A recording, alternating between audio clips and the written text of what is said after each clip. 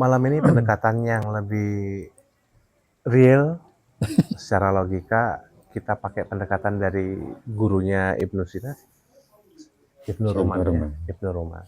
Jadi kita mulai belajar per huruf, gitu, kaidah-kaidah huruf. Kalau di Sunda, di Jawa sudah diajarkan untuk sesepuh-sesepuh zaman dulu. Nah ini mah sekarang malah hilang ya di kita. Di Makola ini poinnya kan ada adharu sama syai'un. Nah, dipretelin adharu teh apa kan?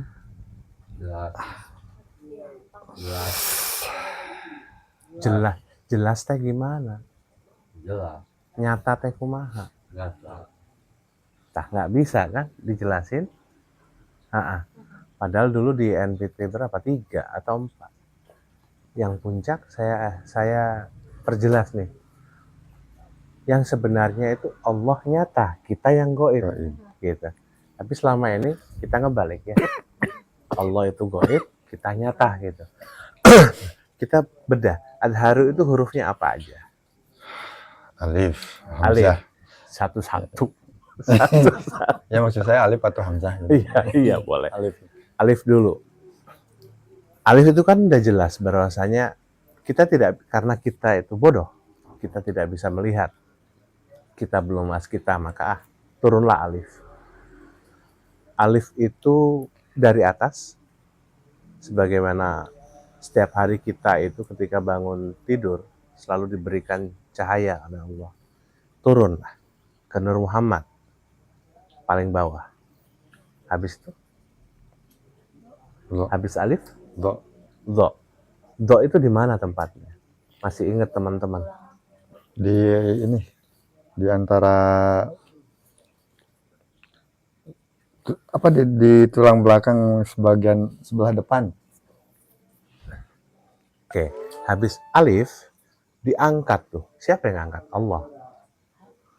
Untuk kamu kemudian bisa memahami. Karena kecerdasan di dalam tubuh itu tersimpan di tulang belakang. Oke.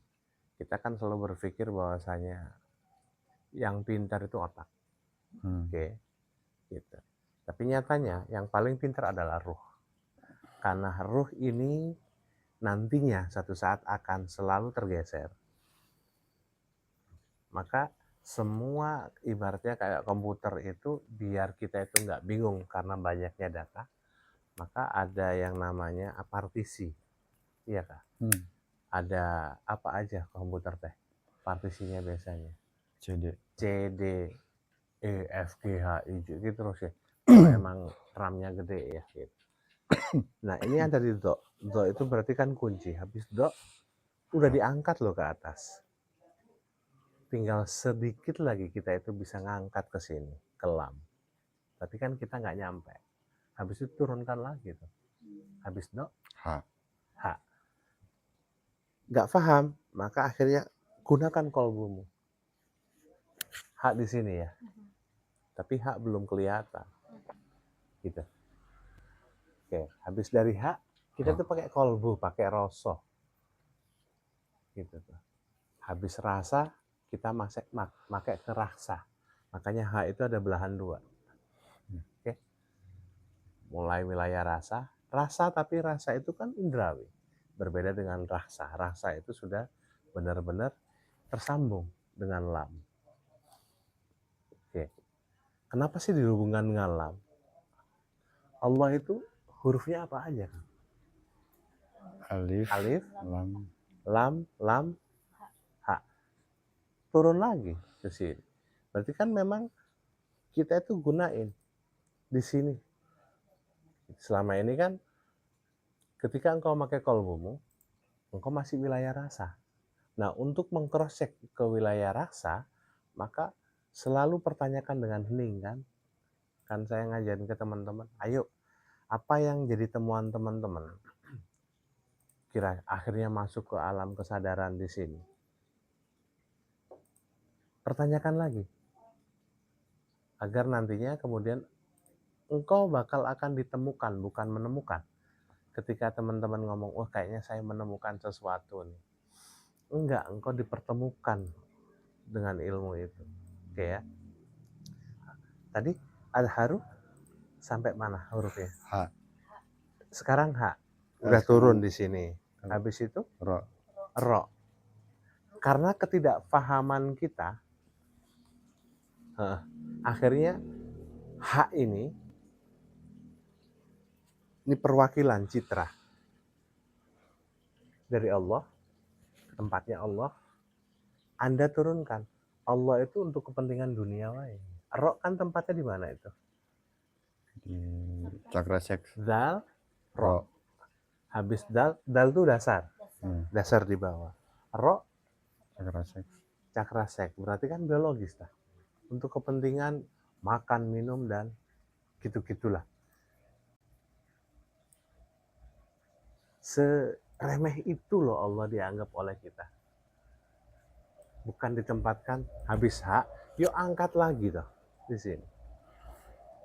Oke. Moga-moga bisa difahamkan sedikit-sedikit.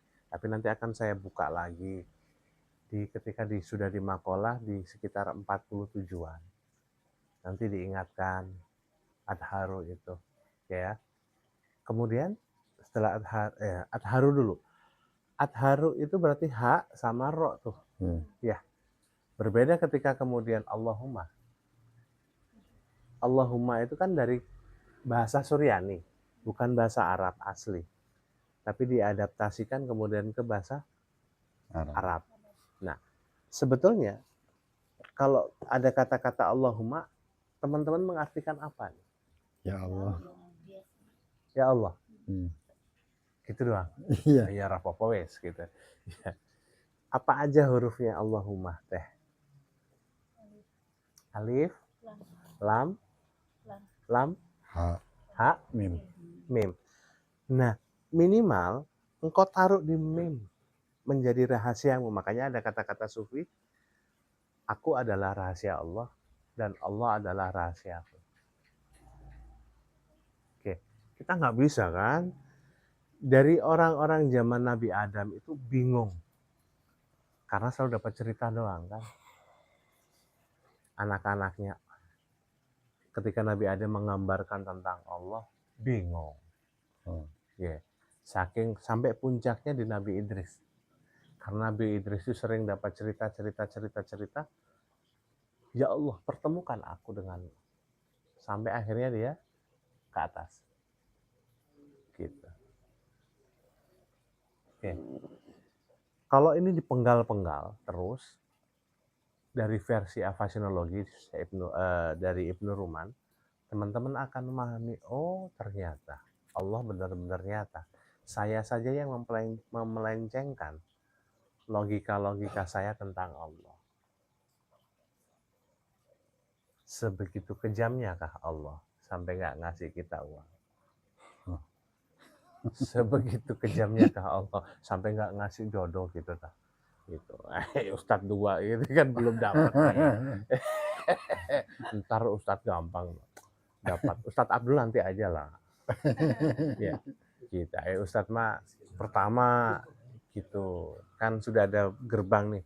Nanti insya Allah dapat anak yai ya gitu. Asik tuh.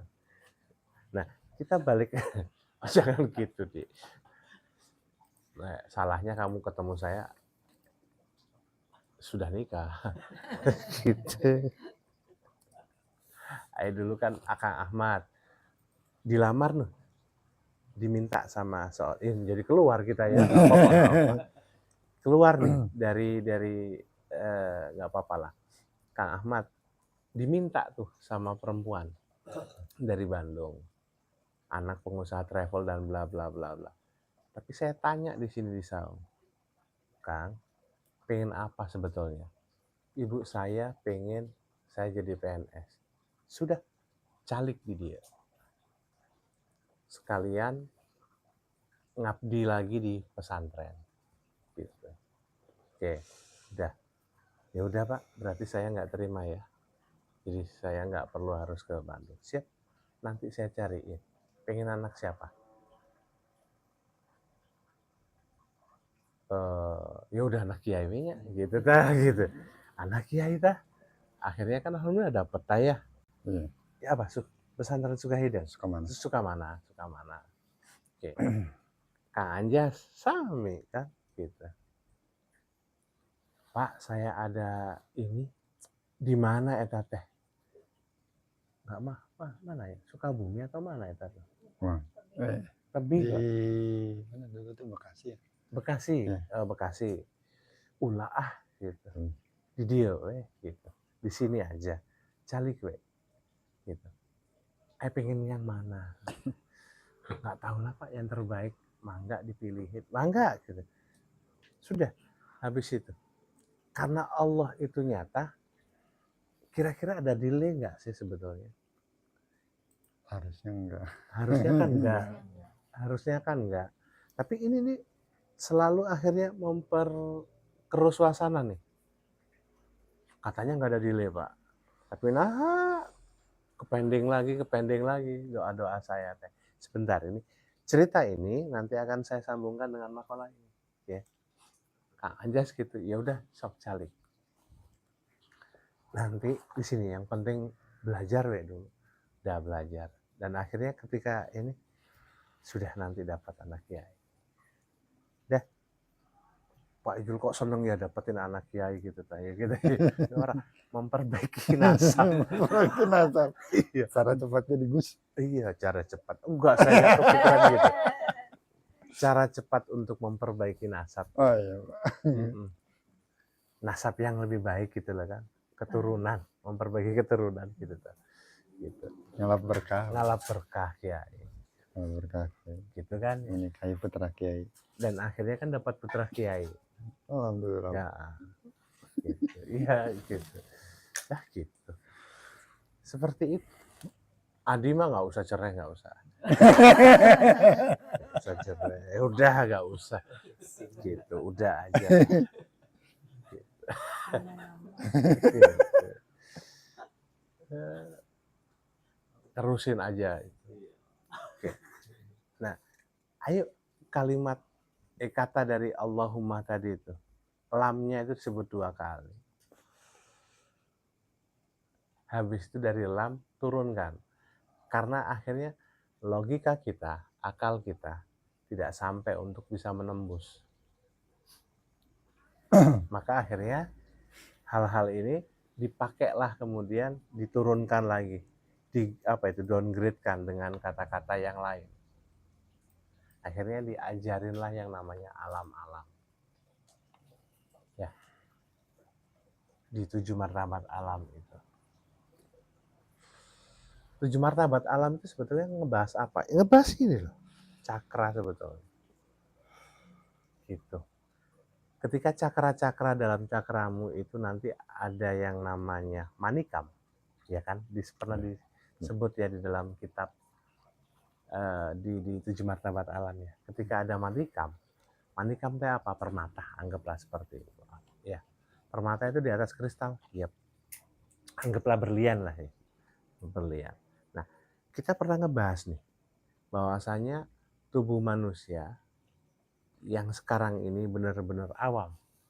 Kalau bahasa Syekh Ibnu Athaillah, manusia itu orang yang awam itu berarti orang yang sudah mulai belajar tentang diri. Kalau kemudian dia belum belajar tentang diri, apakah itu masuk golongan awam? Tidak. Gitu. Nah, orang-orang awam ketika diteliti oleh ilmuwan-ilmuwan, ini disebut sebagai manusia karbon. Jadi saya mundur ke belakang penjelasan NPT dulu ya. Gitu. Manusia karbon. Ketika dia belajar lagi tentang diri, entah itu nanti wilayah 7 martabat alam atau disebut cakra dan lain sebagainya, ini nanti dia beranjak dari yang namanya makom karbon menjadi makom kristal. Di dalam kristal, ketika kemudian kita sudah menjadi kristal, maka cakra-cakra ini aktif. Titik-titik, bukan hanya cakra, tapi titik latifa dalam tubuh aktif. Ketika sudah aktif, maka getaran-getaran dari atom di dalam tubuh ini aktif dan akhirnya saling berkumpul satu sama lain. Makanya disitulah bentuk banyak latihan. Nah, disuruh latihan kok ya malah nggak mau ya, gitu. Dulu pendekatannya lewat zikir, gitu. Ketika teman-teman masih belum kenal dengan saya, zikiran terus. Zikiran. Ketika sudah zikiran, itu kan latihan. Hanya untuk apa sih niatnya sebetulnya? Adakah untuk niat lillahi ta'ala? Oh, enggak, biasanya mah disampingkan itu, dikesampingkan. Tapi poinnya dapat untuk dunia kan? Ya, dapat dunia. Walaupun untuk kepentingan dunia, maka ketika ini latihan mau zikir, mau kemudian kholwat, mau hening dan lain sebagainya, itu nanti akan membentuk yang namanya kristal dalam tubuh. Nah, kristal-kristal ini karena tidak dimurnikan, tidak dengan kemurnian hati, kolbunya ini nggak kejaga, akhirnya menjadi batu. Batu-batunya di mana aja ya. Akhirnya kan banyak operasi batu. Batu empedu tah, batu apa gitu. Nah, tapi itu salah satu efek dari, jadi jangan nanti menyimpulkan ketika ada orang operasi batu empedu, operasi batu ginjal, wah terbalik kita mah gitu. Nggak bener dia orang itu. Bukan gitu. Kadang ininya sudah mantap. Sudah untuk kepentingan dirinya sudah mantap. Tapi karena kemudian kegoyang lagi, anak, pasangan, tetangga, akhirnya goyang. Batu itu malah munculnya bukan pada cakra, bukan pada titik-titik latifah, sehingga 7 martabat alam tidak terbentuk. Bahasa secara ilmiahnya tidak terjadi kondensasi, tidak ada pemadatan, tidak sesuai pada tempatnya. Gitu. Dari kristal naik nanti menjadi inti emas. Di mana itu? Di dantian. Dantian nanti itu ada semacam relik bola. Jadi ini dari mana sih Pak bahasa-bahasa kayak gitu? Penelitian-penelitian. Zaman dulu ada penelitian orang-orang yang maaf sudah meninggal, diangkat, dibedah.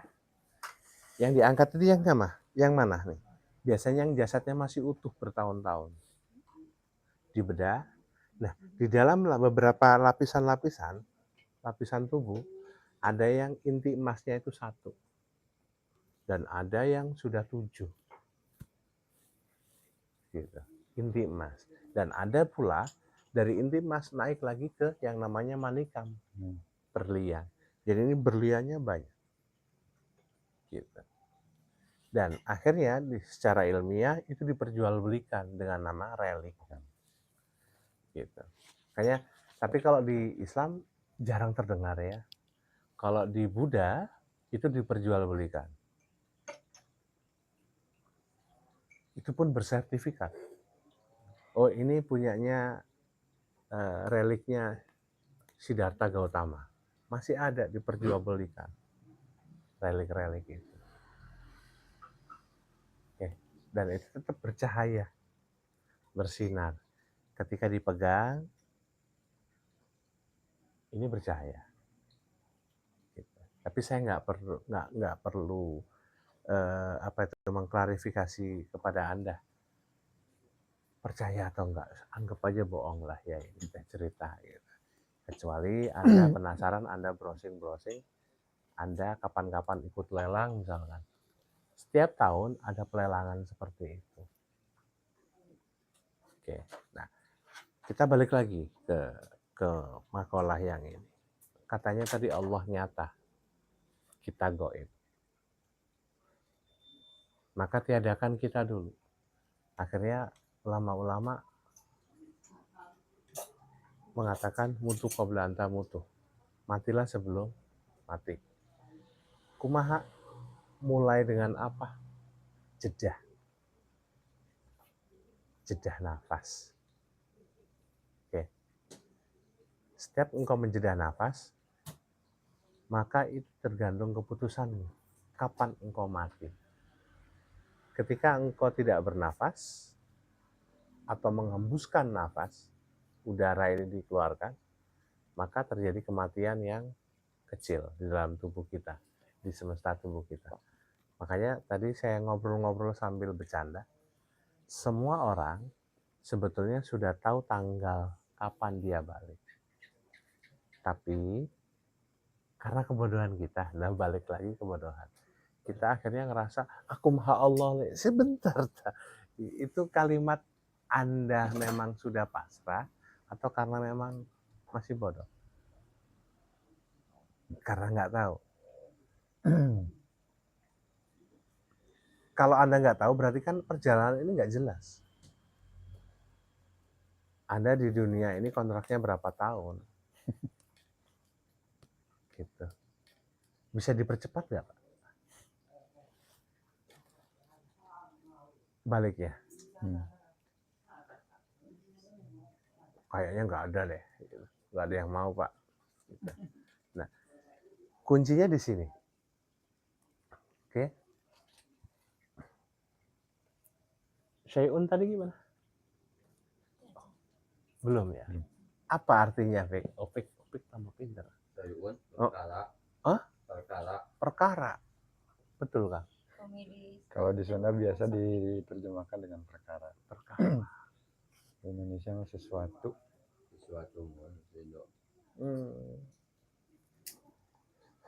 Saya nggak paham ya. Sebentar, kok bisa disebut perkara teh kumaha? Iya. Beda budaya ya. Enggak, kebanyakannya memang, meskipun ada juga yang menjelaskan cocoknya memang bukan perkara karena terlalu berat kalau perkara itu. Kumaha tat? Sama ya. Oke. Saya bisi miss nih. Gitu. Perkara itu bukan bahasa Indonesia, Pak. Perkara teh kalau di bahasa Indonesia mah hal. Kalau itu perkara itu bahasa Sunda. Ya. Aduh. Perkara yang bukan perkara dalam bahasa Indonesia gitu. Aduh. Berarti kayak Cibodas sama Cicaket. Gitu, nggak paham. Ya udah, anggaplah sesuatunya. Opik tadi ngomong apa, Pik? Sesuatunya. Oke. Hurufnya apa aja, kan? Sya di mana? Di atas, di sini kan? Terus habis itu? Ya. Ya di mana? Nggak tahu. Oke. Ya itu ada di titik. Jadi teman-teman tahu nggak? Di setiap agama selalu ada, setiap orang itu melakukan ibadah, itu ada platform. Bahasa yang lebih sederhana lagi adalah tempat dia untuk duduk. Kita duduk di mana ketika sholat? Sajadah. Dewi Kuan Yin duduk di mana? Di bunga teratai. Bunga teratai. Kerasakti duduk di mana ketika dia menaiki, dia apa itu, ke atas terbang? Awan kinton. Gitu. Selalu ada platform. Nah, ya itu ada di sini nih. Apa itu? Tahu tulang panggul? Nah, di situ. Itu nanti akan kemudian mengeras, dan kemudian Anda itu ajak. Nggak perlu harus kemudian, coba kita duduk sejam. Masih ada goyang-goyang? Awal-awal. Oke. Ini membentuk segitiga, ini dan bawah. Makanya akhirnya muncullah kemudian dipecahkan ya yang namanya teori Pitagoras itu. Dan saya sebutkan dulu ketika kemudian memahami teori Pitagoras, segitiga. Kemudian Pitagoras sendiri, Pitagoras itu nama orang ya, akhirnya dia masuk Muslim. Gitu. Info baru. Padahal itu jauh sebelum kita pahami. Ya. Nah, yuk. Kenapa pentingnya duduk dalam Islam? Kapan engkau berpikir ketika engkau duduk? Kalau engkau berdiri, berpikir apa angan-angan?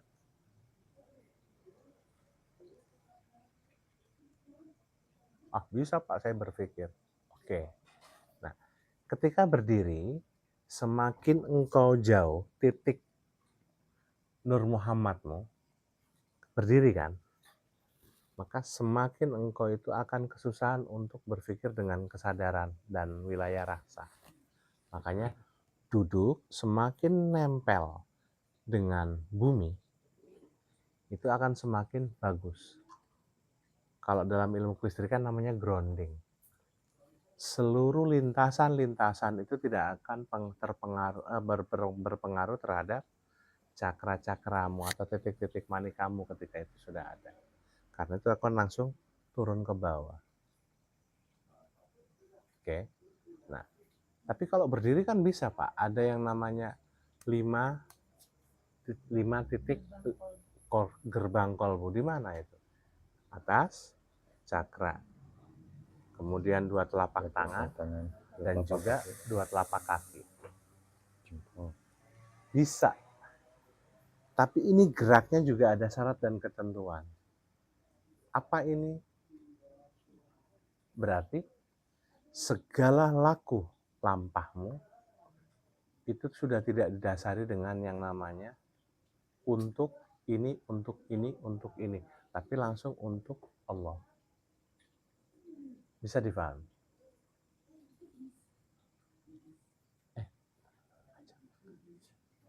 Ya. Hasan, udah dari tadi. Duluan kan? Dibalik lagi ke sini. Bisa difahami teman-teman? Dari pecahan-pecahan ini.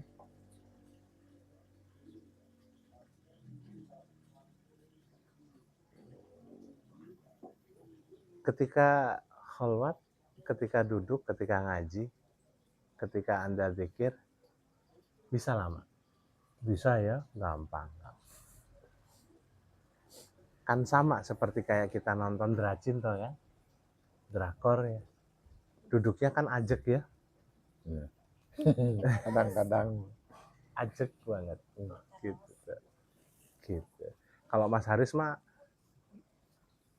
lebih banyak pakai 5 gerbang kolbu. Berdiri karena kerjaannya berdiri. Iya, wis ora apa-apa toh. Gitu. Nah, kalau teman-teman nih, Adi apalagi itu, kerjaannya selalu duduk kan, ya, gitu, duduk, gitu. Maka yuk, ini yang dilakukan sama Imam Syafi'i. Pernah dengar cerita itu? nggak pernah geser. Nggak pernah geser sedikit pun dan nggak pernah gerak kakinya. Kalau tangannya bergerak karena kebutuhan. Jadi beliau ketika di ma'had atau ketika di majelis, di sekolah, hanya dia dan beberapa orang saja yang tidak memiliki buku. Sehingga tidak bisa mencatat. Yang beliau lakukan akhirnya buka tangannya seperti ini, dan dia mencatat memakai jari. Gitu. Oke. Nah, itu beda lagi nanti, ada pemahaman-pemahaman yang lain. Gitu. Nanti ada ilmu-ilmu yang lain. Yang saya ingin tunjukkan adalah dia tidak pernah bergerak sekalipun kakinya. Nggak gonta-ganti gitu. Nggak kayak kita. Nah, beberapa hari yang lalu saya juga share ke teman-teman. Ketika engkau ingin mendapatkan sesuatu, maka cintai yang engkau inginkan. Saya nggak membatasi tentang hal yang atas-atas. Materi pun sama. Engkau itu pengen ekstrel, Adi gitu kan, ekstrel. Yo cintai ekstrel. Ekstrel itu 4 WD atau 2 WD? 4 WD. Pakai bensin solar. Gardanya gimana sistemnya? Gitu. Pernya per setiap ban itu per keong atau per apa? Gitu. Oke? Dan lain sebagainya. Gitu loh. Kita kan nggak pernah detail-detail kayak gitu. Nah, ta'aruf bahasanya di sesimpel itu lah. Ya ta'aruf dulu lah, kenal. Masa beli kucing dalam karung. Bagi orang-orang yang mau pakai akal. Oke? Tapi kalau kemudian kita itu sudah menyerahkan semua akal ini, aku maha Allah berarti sudah cukup kamu waktunya untuk di sini aja dan memelihara. Sudah tidak ada kata-kata dari Kang Iman. Kalau enggak hari ini, mungkin minggu depan. Kalau tidak minggu depan, mungkin bulan depan. Gitu. Terusin kan gitu. Habis sampai mati kita. Gitu. Kita masih suganan. Gitu. Bisa nggak sih kita ngasih batasan? Seperti halnya emosi. Ayo, emosi Anda bisa nggak sih cukup 10 menit? Ah, nggak bisa, Pak. Sejam. Nggak bisa, Pak. 10 jam. Nggak bisa, Pak. 1 hari. Bisa. Apa bedanya kayak tadi? Kalau nggak hari ini, mungkin minggu depan. Kan kalimatnya yang saya pakai, maaf, clue-nya sama kan? Saya pakai hitungan 1. 1 menit bisa nggak? Tapi saya nggak pernah ucapkan itu. Kalau nanti Anda sudah bisa 10 menit, turunin ke 1 menit. Udah, selesai saya. 1 menit. Kalau nggak bisa 1 menit, 10 menit. 10 menit nggak bisa, 1 jam. 1 jam nggak bisa, 10 jam. 10 jam nggak bisa, 1 hari. Gitu loh. Ketika engkau sudah punya batasan, maka engkau nggak akan nunggu kok. Saya udah doa, berarti 1 menit kemudian Allah kabul. Mengkabulkan doa-doa saya. Jangan ngomong 1 menit, cek dulu di dalam. Loh, saya itu kalau ada emosi, ada apa-apa itu jedanya itu 10 jam. Ya, 10 jam kemudian Allah mengkabul. Bukan Allah yang mengkabulkan 10 jam, Allah langsung. Tapi jatahmu untuk melihat realita dunia adalah 10 jam. Nah, karena kamu sudah tahu batasan, nggak usah nunggu. Berarti kan sudah nggak usah nunggu itu toh barang. Kalau kita ngomong materi loh. Karena kalau materi itu ditunggu, yang terjadi adalah semua materi ini berkumpul di sini.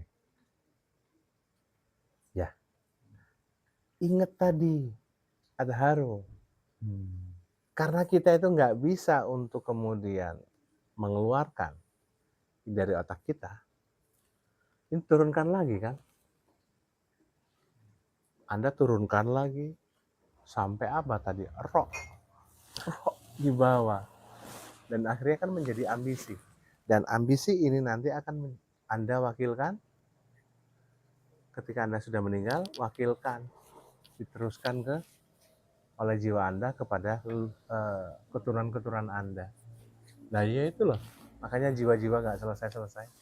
Karena banyak sekali ambisi-ambisi yang belum selesai. Dan akhirnya, ya syukur-syukur nanti ada turunan saya yang bisa lakukan. Ternyata anaknya nggak bisa. Turunin lagi ke cicit lagi, cucu ke cicit terus aja. Ya apa bedanya sama lagu tadi? Oke. Nah, ketika ini itu sudah tidak ada serpihan-serpihan lintasan, sudah. Gitu. Kalau saya biasanya ketika ada lintasan, ya Allah, hari ini, pagi ini saya sedih. Satu sisi rohani saya tenang. Bahasa Bu Meme sudah 0,5 Hz. Sudah masuk ke epsilon. Gitu. Tapi jiwa saya berontak ya Allah. Maka izinkan saya untuk doa ya Allah. Wakilin jiwa-jiwa saya. Ya Allah ya Rabb, saya gini. Atas. Sudah. Biar ini nggak nunggu jeda. Menunggu sampai 10 menit, saya ambil sesuatu. Kopi. Alhamdulillah ya Allah, saya udah dikabulkan doa-doa ini. Terima kasih ya Allah. Sekarang tinggal tunggu saya untuk melakukan action sebagai rasa syukur saya. Gitu toh. Amal kita berikutnya setelah mensyukuri, setelah kemudian berdoa, setelah berdoa, kita kan akhirnya bersyukur toh. Syukur yang aktif toh. Akhirnya otaknya di sini, akalnya di sini itu sanding sama yang namanya kolbu. Gitu. Oke. Ketika sudah sanding sama kolbu, disuntik sama kesadaran. Oke. Dan ini nantilah yang kemudian menjadi manikam di kemudian hari. Awalnya cuma muakal. Kalau bahasa dulu, zaman jadul dulu, saya ajarin teman-teman HOPE. HOPE itu HOPE. Ya tak?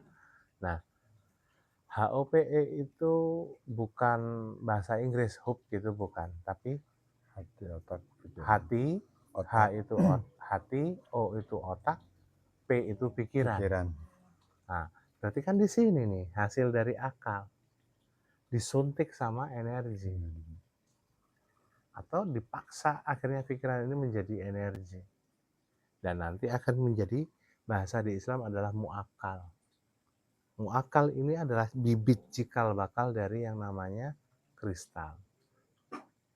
Atau nanti bisa jadi sampai manikam.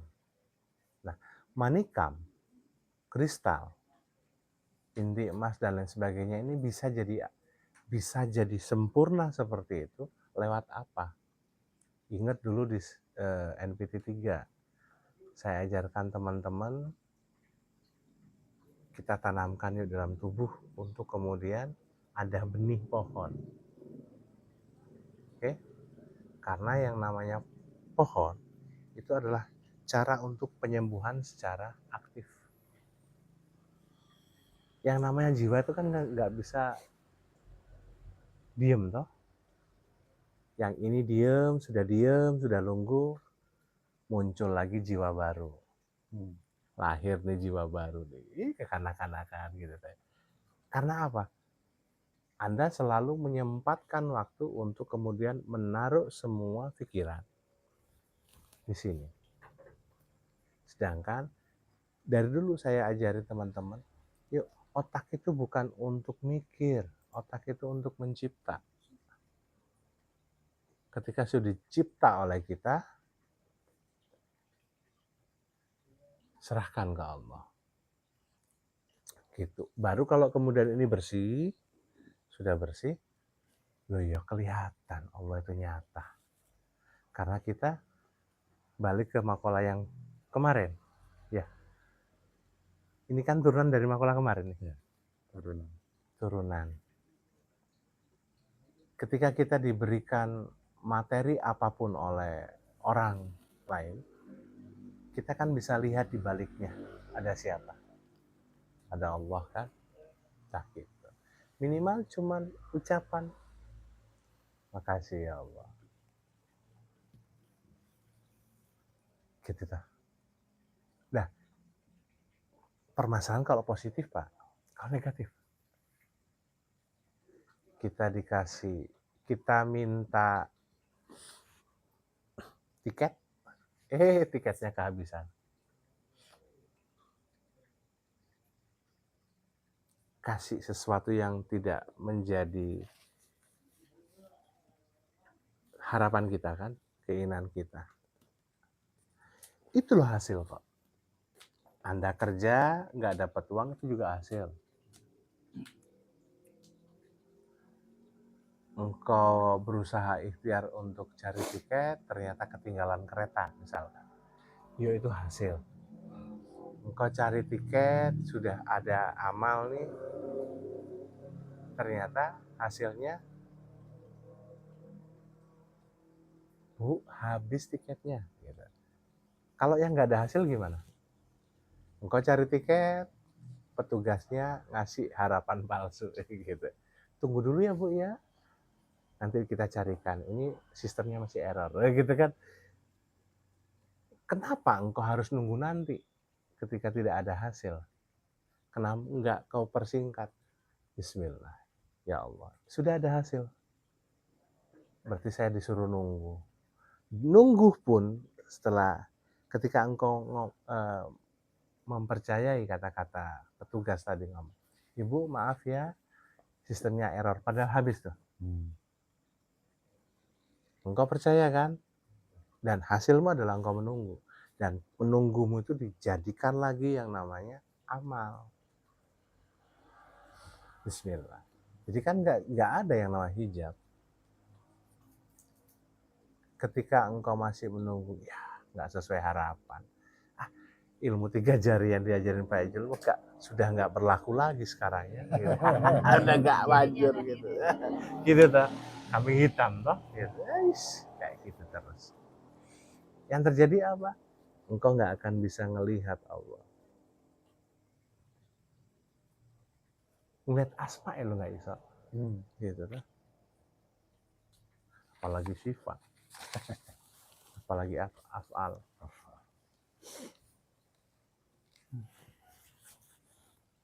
Berarti yang kau bisa lakukan agar logika akal ini itu bisa masuk ke dalam wilayah itu apa? Yuk diterjemahkan lagi nanti di 21. Lanjut Pak. Lanjut. Sebentar saya munculkan dulu nih. Kita lanjutkan ke makalah kedua satu teman-teman.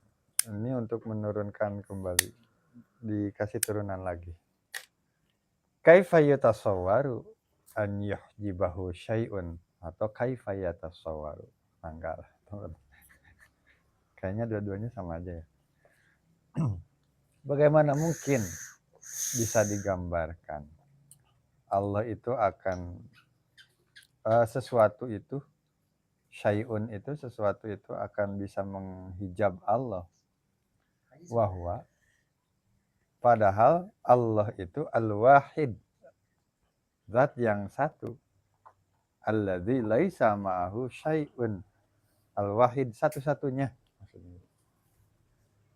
Wahwa alladzi yang laisa ma'ahu syai'un, tidak ada sesuatu pun yang membersamainya.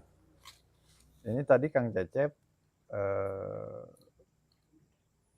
ngomen ya, Kang Iman Caang. Ini ada sangkutannya Kang Cecep.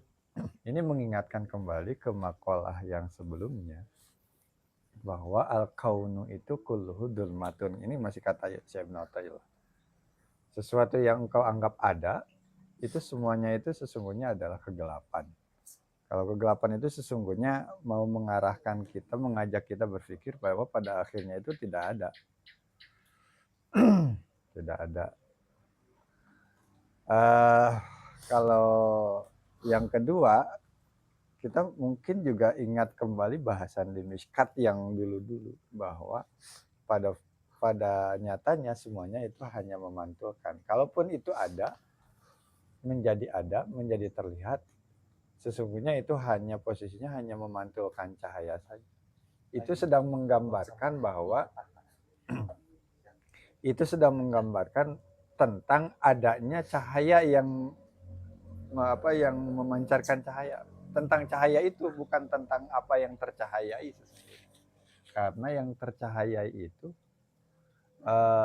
posisinya hanya memantulkan saja. Karena memantulkan, masalahnya seringkali kita melihatnya pada justru yang terlihat itu.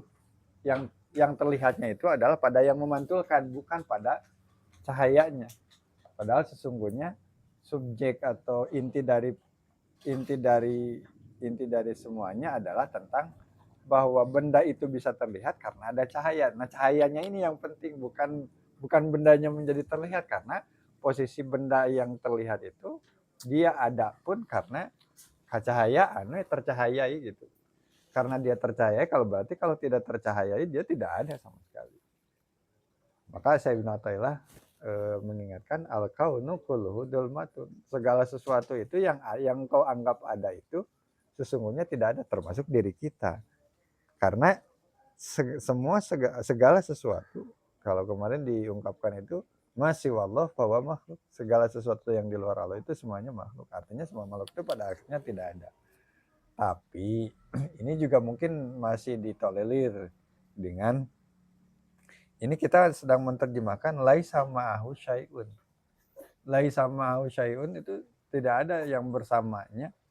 Sesuatu pun tidak ada yang bisa membersamainya. Kalau membersamai itu seolah-olah kan tetap menganggap sesuatu itu ada. Padahal ya tidak ada, hakikatnya tidak ada. Tetapi ini sebagai bentuk mungkin namanya lamun tema masih kena oke lah gitu. Kita masih menganggap semuanya ada gitu. Tapi wahwa al-wahid. Allah lah satu-satunya yang ada sesungguhnya. Maka kalau Allah satu-satunya yang ada, kita tidak akan lagi membahas hijab seharusnya. Gitu. Harusnya tidak lagi membahas hijab. Karena jangankan hijab, kitanya juga tidak ada seharusnya. Maka tadi Pak Ijul memberikan pengantar juga. Sebetulnya pembahasan yang tadi juga pengantar. Kalau di bahasan terakhir Mishkat itu kita diingatkan oleh Imam Al-Ghazali, guru kita, bahwa kita akan mencapai kesempurnaan itu, seorang manusia akan mencapai kesempurnaan dan menemukan segala macam rahasia itu hanya ketika dia sudah mati. Makanya tadi diingatkan soal mutu qabla an tamut. Hanya ketika mati kita akan mendapatkan banyak rahasia. Jadi kalau masih hidup itu dalam konteks berpikir kita masih merasa menganggap ada. Kalau masih menganggap ada berarti ya belum mati. Gitu ya Pak. Kalau dari Yai Soleh Darat,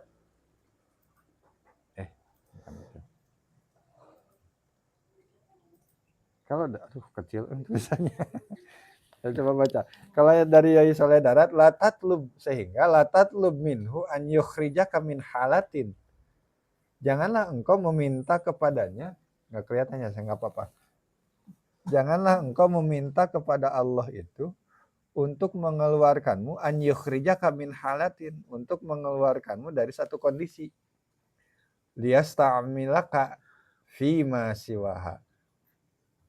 Agar engkau dipekerjakan pada kondisi yang lain, ditempatkan, dikondisikan pada kondisi yang lain.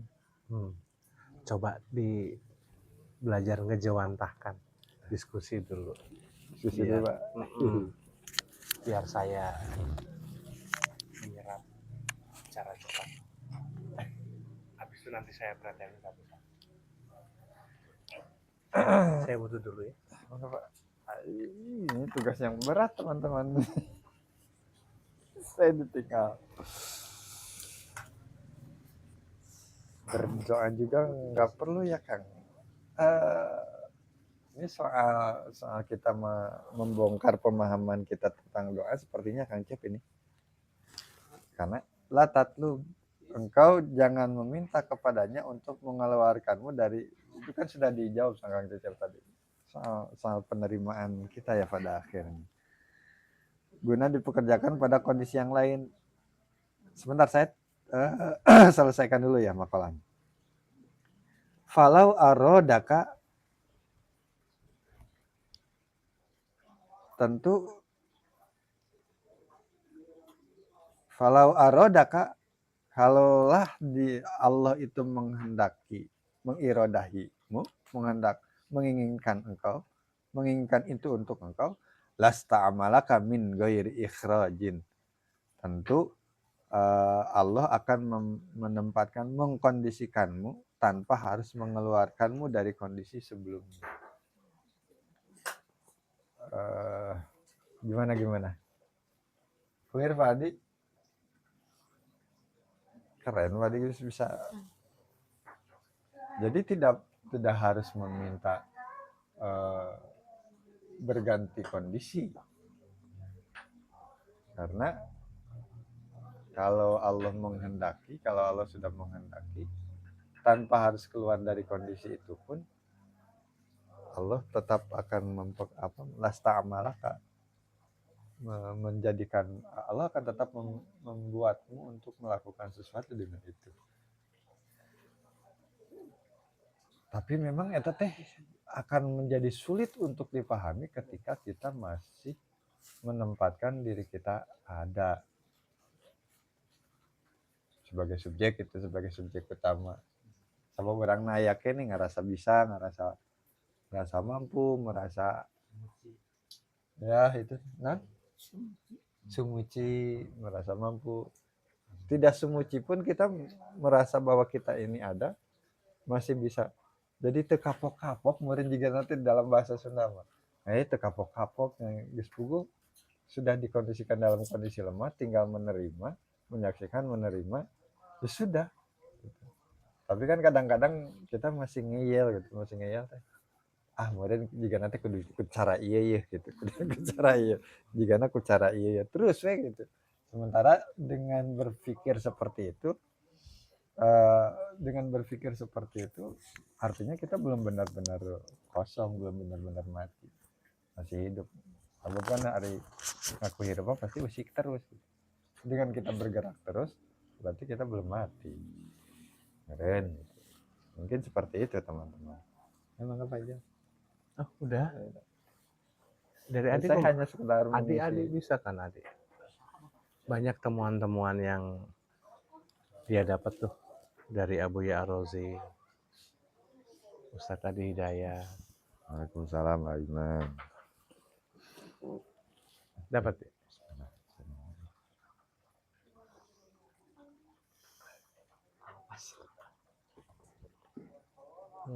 Belum ya? Ini rokok ketika sudah kayak gini ya matikan aja. Kenapa? Lebar. Sama ya. Ketika kita itu dapat uang 500.000 hari ini, dan kemudian istri kita meminta, ya ada kebutuhan anak sekolah ini gini, totalnya 482.000. Kita masih ada lebih.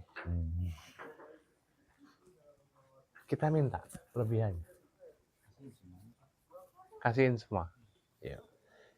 Ini kaidah dasar kita. Di makalah ini sebetulnya turunan dari makalah yang tadi kan, gitu. Hanya untuk melihat bahwasanya ketika engkau itu tidak menganggap dirimu adalah selang rezeki dari orang lain, maka rezekimu pun juga agak akan kepantik keluar. Kenapa kok kayak gitu? Harusnya kan rezeki saya ya keluar aja sendiri. Karena banyak lagi sumbatan dalam diri selama ini kan. Tapi untuk orang lain, teman-teman ngasih solusi cepet ya. Tapi untuk solusi diri sendiri enggak. Gitu. Pun sama, coba ditelaah perlahan. Doa-doa teman-teman untuk orang lain itu tanpa ada emosi ya. Kumaha Allah we, yang penting saya doa. Tiba-tiba kegerak untuk berdoa, dan setelah itu ada ya. Gitu. Nah, persoalannya yang jadi fokus di sini itu teman-teman selalu minta cashback. Tadi 482 loh ya, kok nggak sekalian diikhlasin loh. Itu sekalian Bu. Gitu. Bisa kayak gitu. Terlalu detailnya teman-teman, tetapi kadar akal kita itu tidak bisa ngikutin, yang terjadi akhirnya teman-teman terjebak pada permainan jiwa. Gak sedikit loh orang-orang yang belajar tentang jiwa, itu ya kejebak dalam wilayah jiwanya. Iya kan? Oke. Gak sedikit juga kita itu sering, karena kita sudah paham tentang jiwa-jiwa nih ya, akhirnya, oh rohani itu permintaannya sederhana, cuman itu doang, pengen cepet balik, gitu. Oke. Sedangkan jiwa permintaannya banyak, dan akhirnya kita itu sering mengatasnamakan jiwa ya. Sama kan? Kita juga sering mengatasnamakan Allah. Kalau teman-teman selalu ngomong Bismillah, Bismillah, Bismillah, sah kan? Ya, karena satu, apa sih yang menjadi permasalahan inti dari semua manusia? Kenapa bahkan Allah sendiri itu menginginkan kita itu untuk ayo apa-apa awali dengan Bismillah. Yaitu kan atas nama Allah. Dengan nama Allah. Itu kan sama aja Kang Iman datang ke adik, sahur Pak Ijul Ma, Adi mulai hari ini ngasih Kang Iman. Tiap ba'da maghrib, bubur kacang hijau 1 porsi. Gitu tuh. Adi cross check ke saya. Enggak, sering kali yang terjadi dalam kehidupan saya, ketika ada yang mengatasnamakan sama saya, itu nggak ada cross check. Dan ujung-ujungnya kan saya jadi kambing hitam. Gitu. Ya saya ketawa, oh iya, iya, berarti saya pun sama berarti ya Allah, ya, gitu. Ketika terjadi gitu, jangan-jangan selama ini tamparan buat saya. Bukan jangan-jangan Ijul gitu deh ya di sini. Itu ya benar gitu. Gitu. Hanya untuk ngingetin bahwa saya engkau selalu mengatasnamakan Allah, atas nama Allah, atas nama Allah, atas nama Allah. Kapan atas namamu sendiri? Gitu. Nah, ini nggak boleh dibuka yang bagian itu. Nanti, nanti kita udah jadab gitu lah. Ngomongin bab itu, ya. Karena apapun di dalam dunia ini ya semua makhluk hambanya Allah lah. Gitu. Bahasa sederhananya, tapi bahasa yang lebih atas lagi, nggak ada apapun di dunia kecuali Allah. Gitu toh. Saya nggak menerjemahkan ini dulu, nanti aja di belasan, maaf, puluhan, di makalah yang puluhan, nanti akan saya ulang ini. Nah, kaidah yang ini, apa sih sebetulnya tadi, kayak saya kembali ke inti permasalahan manusia itu sebetulnya apa? Intinya cuma satu. Anda tidak bisa mensederhanakan semuanya. Ilmu, pengetahuan yang Anda pecah-pecah ini, bagus nggak? Nafsu ada berapa? Banyak Pak, gitu. Oke. Nyamuk ada berapa? Banyak. Nyamuk mah ada 1. Semuanya temannya nyamuk. Gitu. Keluarga nyamuk, kakek, nenek dan lain sebagainya. Pun sama. Cara penyederhanaan ini itu pernah dikaji oleh Yai Esrori, Yai Imron Zamil. Beliau cuma menyebutkan nafsu itu 1. Ketika engkau terlalu banyak memikirkan ini jangan-jangan nafsu ini ya, ini jangan-jangan nafsu ini ya, ini jangan-jangan nafsu ini. Oke, selama ini yang menjelaskan nafsu itu banyak. Ini yang rodiyah, mardiyah dan lain sebagainya ya. Ya, yang ngejelasin siapa? Toska ilmuwan etama. Hai kita acan. Itu sudah jadi ilmu beliau, husnudzon kita. Tapi karena kapasitas kita itu hanya jadi pengetahuan, Ketika kemudian kita itu, ini baru jadi pengetahuan dan Anda itu fokusnya, jangan-jangan ini tuh bukan lawamah, jangan-jangan, gitu tuh, ini itu nafsu yang ini. Enggak, tapi ciri-cirinya kayak lawamah. Terus Anda kapan bisa action, Pak? Segala disimpulkan. Akhirnya kerja otak Anda nyimpulin, menganalisa, membandingkan, mengkritisi, dan akhirnya Anda terjebak dalam wilayah basur masail. Gitu. Bukan berarti itu hal yang sia-sia, enggak. Untuk kapasitas Anda saat ini, sederhanakan semuanya. Nafsu ada 1, Pak. Rasa ada berapa? 1, Pak.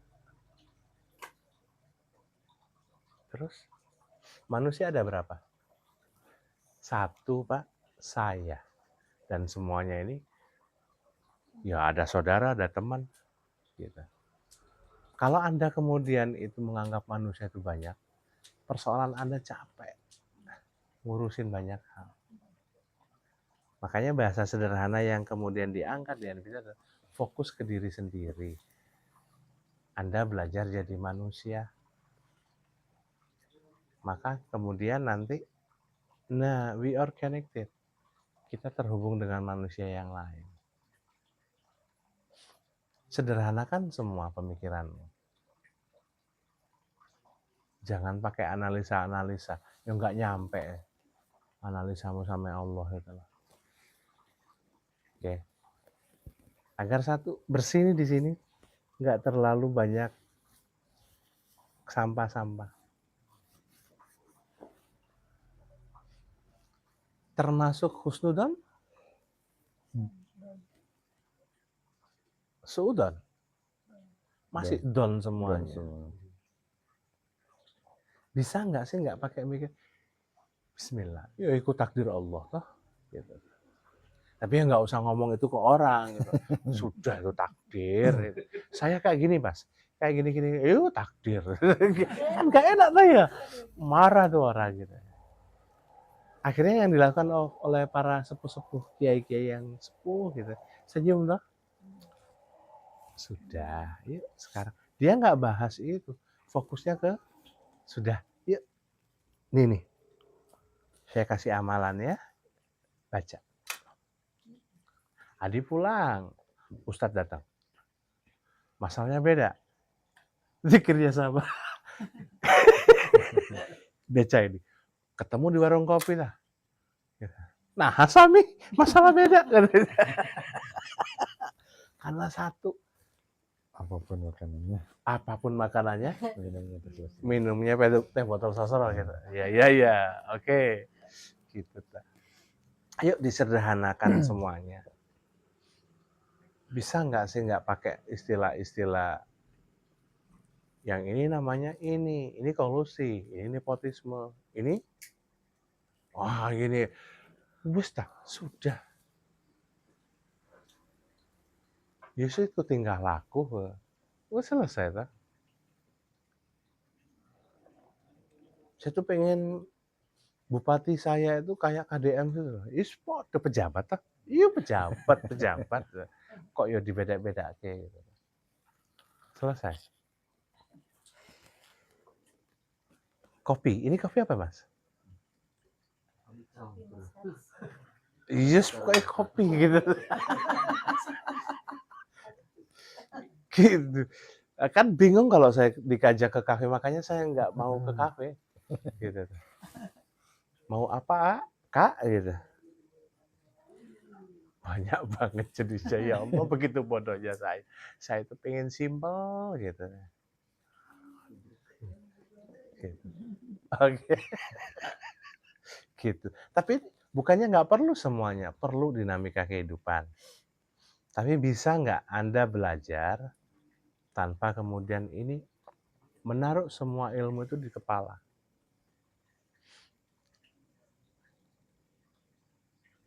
Gitu. Bisa paham?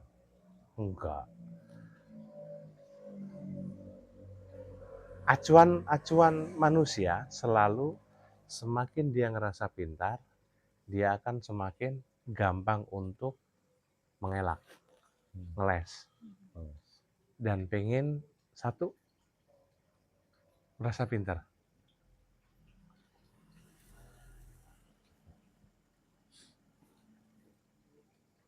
Nah, kira-kira ayo ketika kita mensederhanakan semuanya,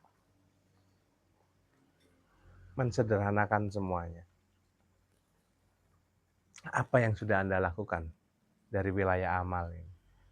Berarti sholat itu satu aja, Pak. Gitu ya, karep punya. Aturan main syariat toh.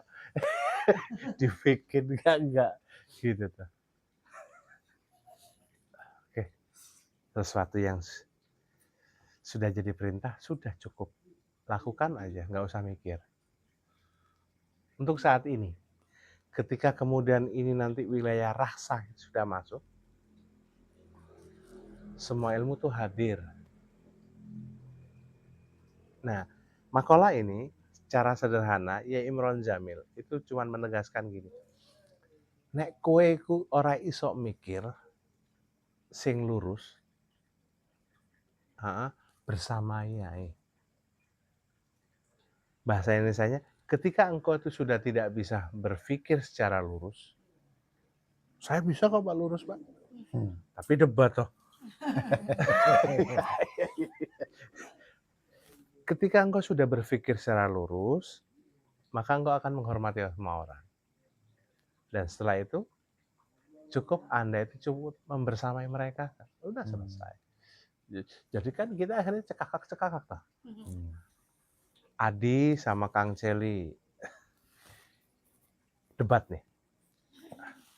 Sholat itu ya jangan sholat syariat toh, logawi sekalian gitu, atau daim gitu. Juga nggak bisa gitu kan, gini. Ketika saya hadir di situ, cekakak ya. Bukan untuk ini loh citra diri saya, Adi ya saya, Kang Celi ya saya, tuh ya. Enaknya saya hemat energi. Nggak ngapa-ngapain, cuman gini toh, gitu. Bahasa yang sederhana yang dulu saya pernah bahasa embongan, bahasa jalan tuh. Ora popo wis giba-giba wis. Ora popo gitu. Nanti dosanya bagi-bagi kayak gitu. Kalau pahala jangan bagi ya gitu. Ketawa. Bisa paham. Bahasa sederhana yang lain dulu saya ayo yang waktu ketika sudah selesai acara, ayo yang sholat maksiat. Sholat ke sana, maksiat ke sana gitu. Gak pernah nyuruh saya untuk sholat. Hanya untuk membersamai aja, ya wes gitu. Ketika ngelihat teman-teman saya nggak sholat, sedih saya, enggak. Yo ketawa. Ngelihat yang sholat, yo ketawa gitu. Wes deh. Ya Allah, jadikan saya paham tentang semua hal ini. Karena ini citra diri saya semuanya. Apa itu? Titik-titik habis itu? Enggak. Titik. Sudah nggak pakai koma. Jadikan tanggung jawab saya. Nah, sudah difahami. Mau dibongkar satu-satu hurufnya.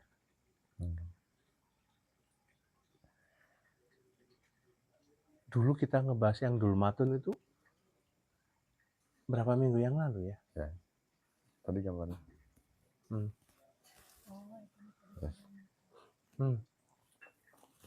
Ayo. Kabarnya tadi sudah dimunculkan.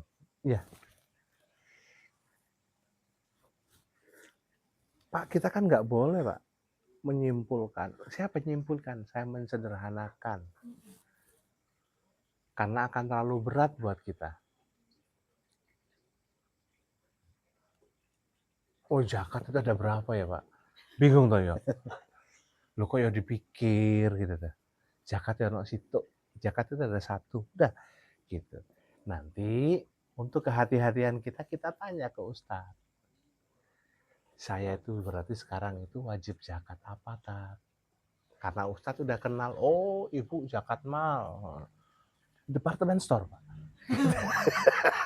Zakat mal. Zakat mal. Iya. Asli itu nanti bikin mal namanya zakat. Iya. Gitu. Nah, iya. Keterbatasan kita untuk paham sesuatu kan ya terbatas. Ini sudah. Ayo. Allah memberi apa? Allah menghadirkan warisan Rasulullah ada di situ. Ada ustadz kok. Yuk, Tat, tolong hitungin. Gitu. Berarti saya wajib berapa ini katanya zakat mal tadi teh. Gitu. Gitu. Saya tuh bingung, Tat. Perbedaan antara sedekah sama zakat itu piye, Tat? Loh, ya biarin dia mikir. Berarti saya kena itu. Oh, berarti itu nggak masuk zakat, gitu. Kan enak, Pak. Kalau kita memang terlalu banyak yang difikirkan. Nah, ini kan sekarang teman-teman sudah mulai beranjak nih dari wilayah awam itu. Masuk ke wilayah cetuk gitu di situ. Naik seperempat lah, belum satu gitu. Ha, Jerambah. Hah? Baru di Jerambah. Baru di Jerambah. Oke. Ya, sudah. Gitu. Baru ketika kita sudah mensederhanakan semuanya, kaidah dulu yang pernah saya sebutkan pakai pandanglah orang lain secara hakikat dan pandanglah dirimu secara syariat. Berarti benahi syariatmu. Gitu. Oke. Sederhana-sederhana jalani wis kayak gitu. Makanya kenapa sih banyak teman-teman yang ngaji itu ya keblinger. Pinter ngajinya. Ketika dia dikasih satu jabatan, keblinger juga dia sama jabatannya. Lo kan pinter dia tadinya, gitu kan? Jadinya akhirnya bahlul. Gitu. Oke. Ayo pelan-pelan lagi. Berarti pijakannya di mana? Kalau itu dipakai sekarang. Misalkan malam ini kita sudah mulai mensederhanakan. Pijakannya apa? Orang usah mikir. Ojo mikir. Ojo mikir. Oh, pakai kaidah Ki Ageng Mentaram. Berarti ini permintaan Adi ya, berarti kaidah yang lain juga sepaket. Ojo mikir. Ojo terus kisim dipikir. Ojo kesusu.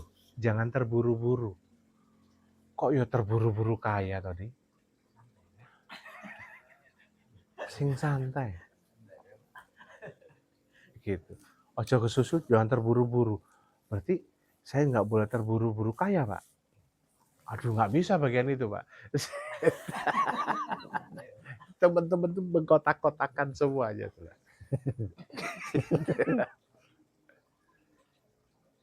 Kalau kamu pengen kaya saat ini, berarti kamu harus kembali ke masa lalu. Berarti, oh persiapanku setahun kurang ya? Mundur 2 tahun. Gitu. Pak, saya itu telat terus, Pak. Aduh, saya tuh emang nggak bisa, susah bangun, Pak.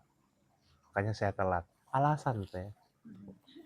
Kalau saya nggak butuh alasan, telat ya telat. Nggak usah pakai alasan. Kalau engkau tahu bahwasanya engkau bangunnya itu 6:30, ya bangun jam 6 gitu. Tapi Pak, saya itu tidurnya itu jam 2, Pak. Makanya susah untuk sholat subuh. Kayak orang-orang Arab itu, Pak, sholat subuhnya jam 4 sore. Gitu. Kata siapa nih? Kata TKW di sana tuh. Gitu.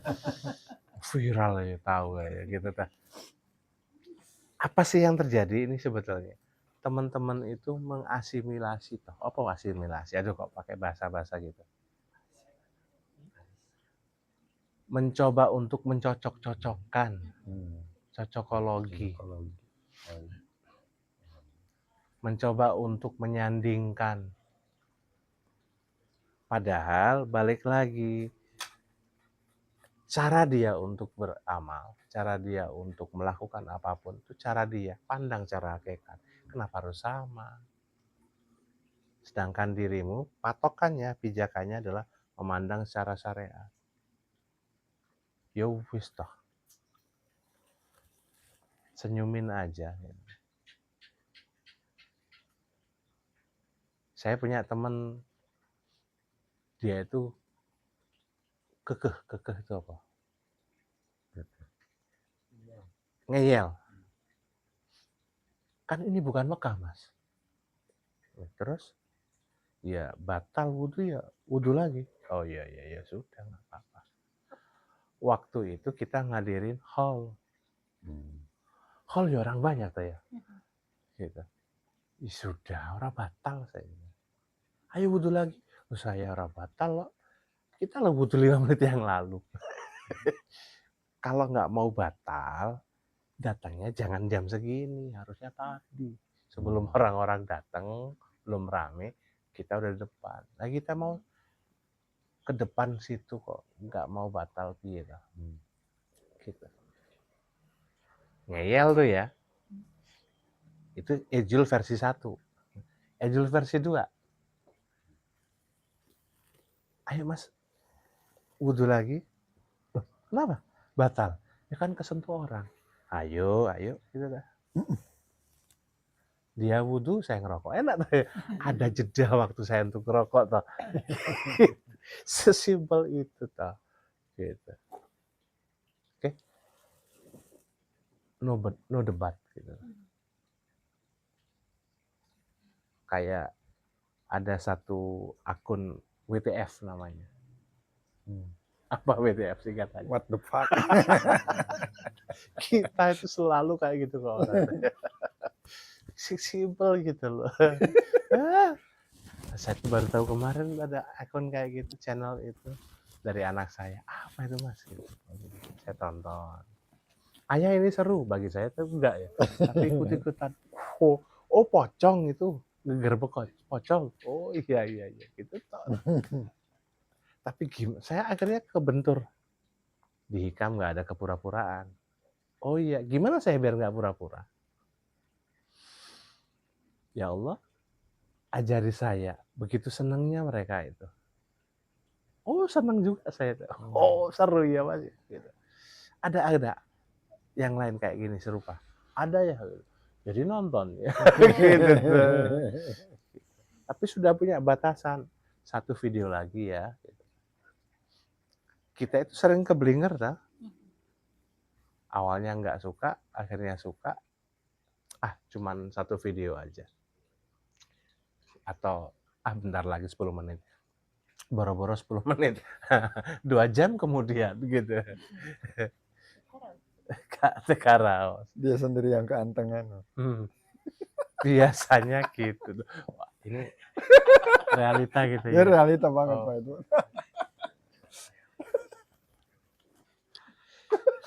Jadi malam ini yang bisa teman-teman lakukan apa? Yuk sederhanakan hening juga. Pak, kalimatnya nggak seperti kayak Bapak kan? Nggak usah. Makanya saya sudah di teman-teman yang di NPT 5 itu kan, kapan saya ngasih redaksi yang memang harus disamakan gitu. Harus presisi persis gitu. Teman-teman sendiri kan yang pengen sama. Gitu tuh. Jadi, yuk kaidahnya apa nih? Hening, wes.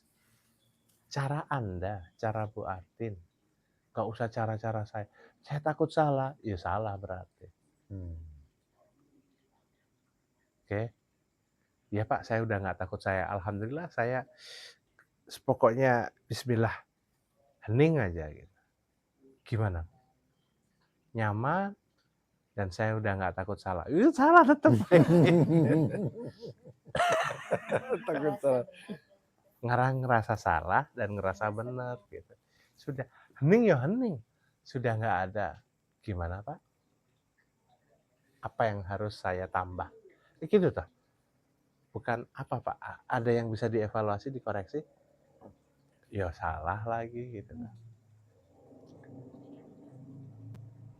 Tapi apakah itu poin utamanya nanti?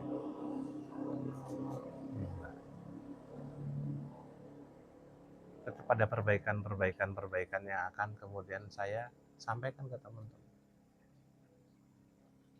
Hilangkan, plong, kudu plong.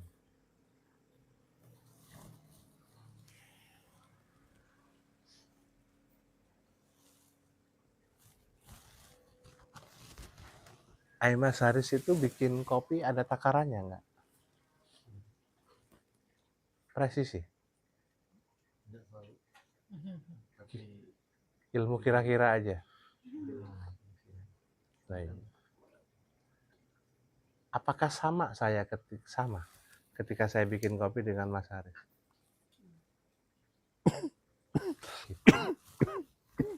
Oke. Enggak.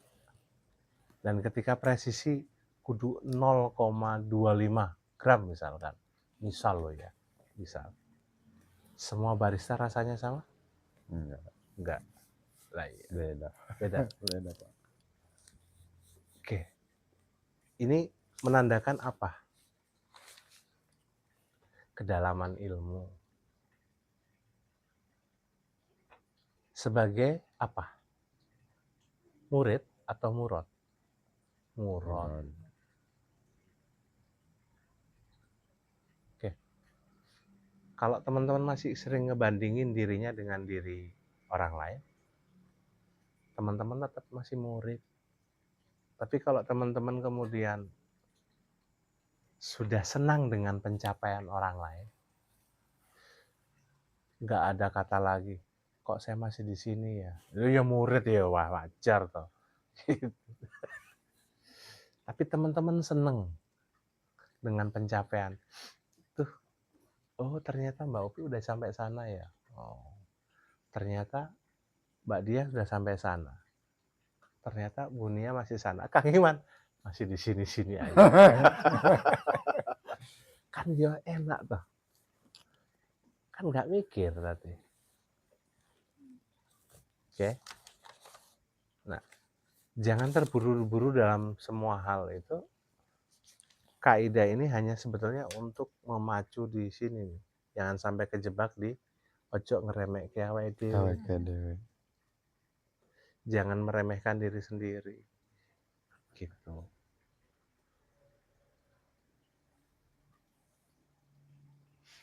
Oke? Bisa difahami. Kalau di Islam, analogi yang lebih simpel lagi dari 5 kaidah ini,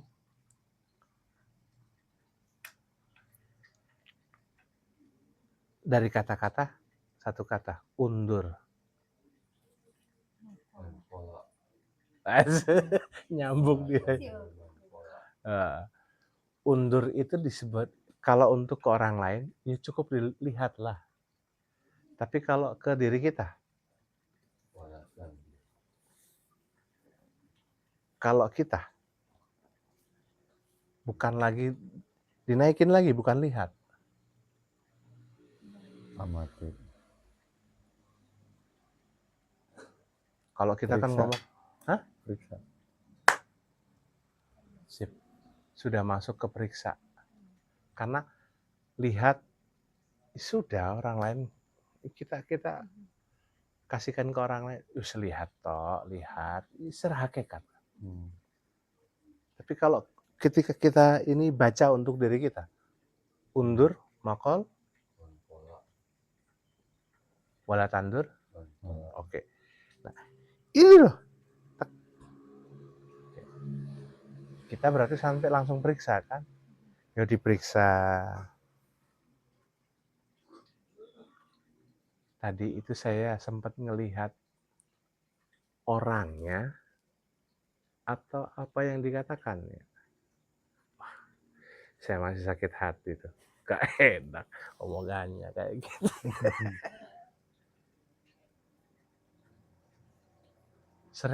Masih sering kan?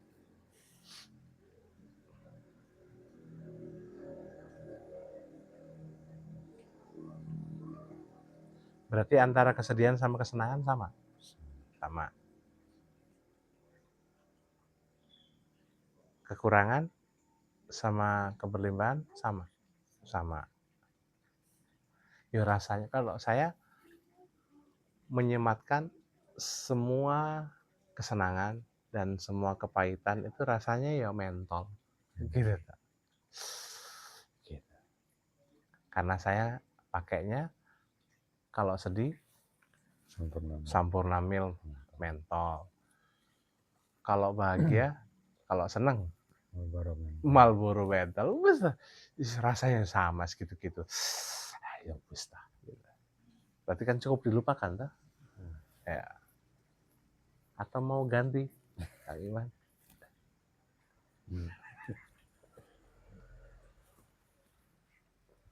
Ganti kehidupan. Maka Kang Iman jadi Mas Haris jadi Kang Iman. Tukar nasib. Drakor.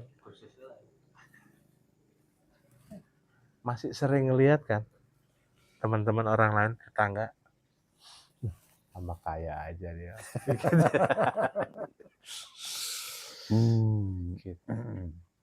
Kata tetangganya, terus aku harus nyumput lubang cacing gitu biar nggak kelihatan di wajah kamu gitu. Bisa lah ya. Apa sih sebetulnya yang kemudian terjadi dalam diri kita ketika kita nggak bisa legowo untuk hal-hal seperti itu?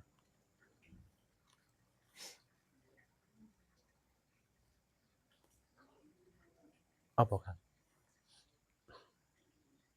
Nafsu kan? Kayaknya enggak deh, saya enggak nafsu, saya enggak juga enggak ya. Misal, apa terus?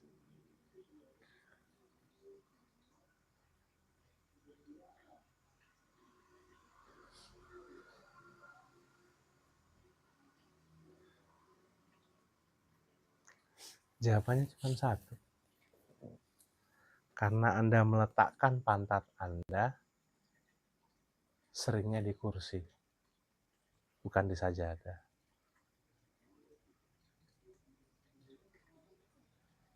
Harus sajadah gitu, Pak. Berarti saya naik bis juga harus sajadah gitu. Gitu. Maksudnya yang lebih simpel tuh, teman-teman terlalu sering di ketinggian. Duduk di kursi itu kan agak tinggi ya. Duduk di bawah.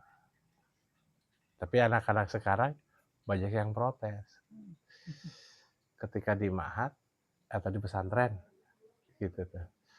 Ini mah kayak sekolah-sekolahan. Ya sangat wajar tuh. Anak Gen Z belum paham di sana. Ya nggak usah dikritisi. Dan itu terjadi di anak Mas Haris. Anak saya pun sama gitu. Ya, cukup sampai SMP aja nanti. Kata anak saya. Kenapa, Mas? Sekolah di sana, pesantrennya enak. Sekolahnya mainan. Selonjoran bisa, ini bisa. Saya kritisi, enggak, saya coba senyumin aja. Udah ngomongnya, ayo ngerokok aja saya gitu. Ternyata kena di anak saya juga ya gitu. Mas Haris sudah ngomong berapa bulan yang lalu. Anak saya. Oh gitu. Ya wes. Bisa paham ya, teman-teman? Yuk, tentukan posisi duduk saat ini. Saya nggak ngasih teori-teori ilmiah terlalu panjang. Nanti aja ketika teman-teman sudah duduk dan bisa ngebedain rasanya sampai menemukan wilayah raksa, teman-teman akan nanti saya ajarkan beberapa teori-teori ilmiahnya. Gitu. Kalau kita kan sudah lengkap nih sholatnya. Posisi berdiri ada, posisi ruku ada, posisi sujud ada, posisi duduk juga ada. Sedangkan nabi-nabi yang lain parsial, terkotak-kotak. Nah, kita nggak bisa maknai itu lebih dalam karena kita nggak pernah mau mundur untuk ke belakang mencari tahu.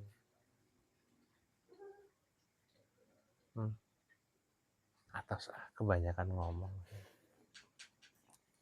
Bangga, Kang Iman tambahin. Tat, ada tambahan?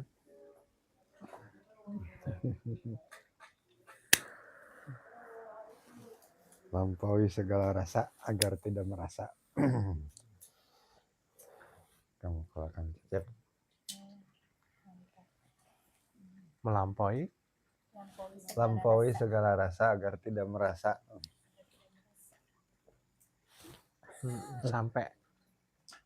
Sampai kita juga ngerasain rasa yang tak pernah ada. Saya tidak pernah ada.